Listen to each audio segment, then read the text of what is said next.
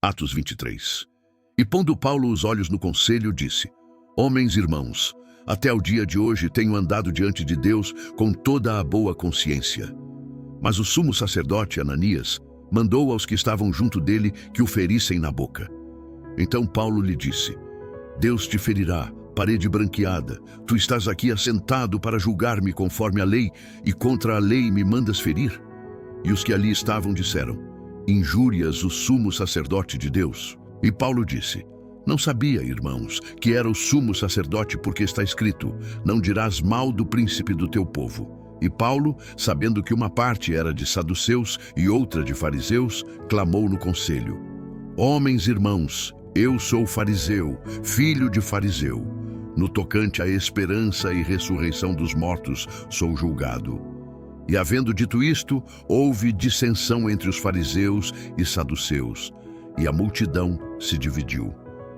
Porque os saduceus dizem que não há ressurreição, nem anjo, nem espírito, mas os fariseus reconhecem uma e outra coisa.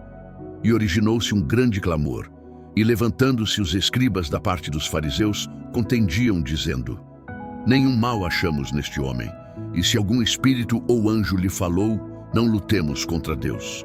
E havendo grande dissensão, o tribuno, temendo que Paulo fosse despedaçado por eles, mandou descer a tropa para que o tirassem do meio deles e o levassem para a fortaleza. E na noite seguinte, apresentando-se-lhe o Senhor, disse: Paulo, tem ânimo, porque como de mim testificaste em Jerusalém, assim importa que testifiques também em Roma. E quando já era dia, alguns dos judeus fizeram uma conspiração e juraram, dizendo que não comeriam nem beberiam enquanto não matassem a Paulo. E eram mais de 40 os que fizeram esta conjuração. E estes foram ter com os principais sacerdotes e anciãos, e disseram: Conjuramo-nos, sob pena de maldição, a nada provarmos até que matemos a Paulo. Agora, pois, vós, com o conselho, notificai ao tribuno que vô-lo traga amanhã, como que querendo saber mais alguma coisa de seus negócios, e antes que chegue, estaremos prontos para o matar. E o filho da irmã de Paulo, tendo ouvido acerca desta cilada, foi, e entrou na fortaleza, e o anunciou a Paulo. E Paulo, chamando a si um dos centuriões, disse: Leva este jovem ao tribuno, porque tem alguma coisa que lhe comunicar. Tomando-o ele, pois, o levou ao tribuno e disse: O preso Paulo, chamando-me a si, rogou-me que trouxesse este jovem, que tem alguma coisa para dizer-te. E o tribuno, tomando-o pela mão e pondo-se à parte, perguntou-lhe em particular: Que tens que me contar?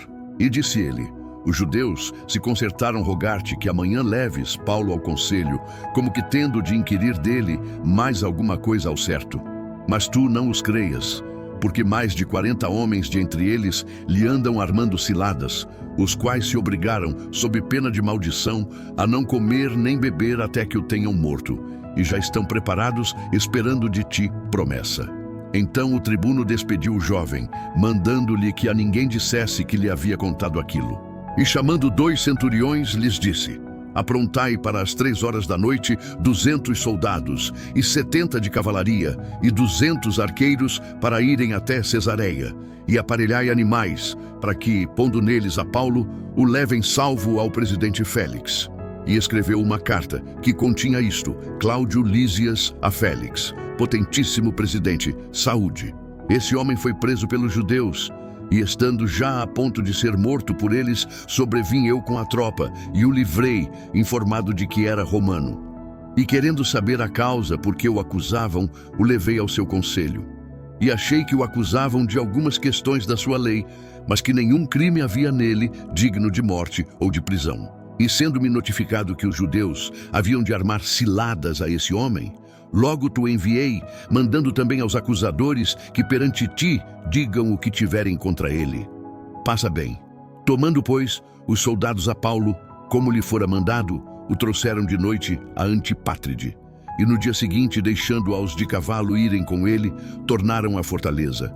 Os quais, logo que chegaram a Cesareia e entregaram a carta ao presidente, lhe apresentaram Paulo. E o presidente, lida a carta, perguntou de que província era.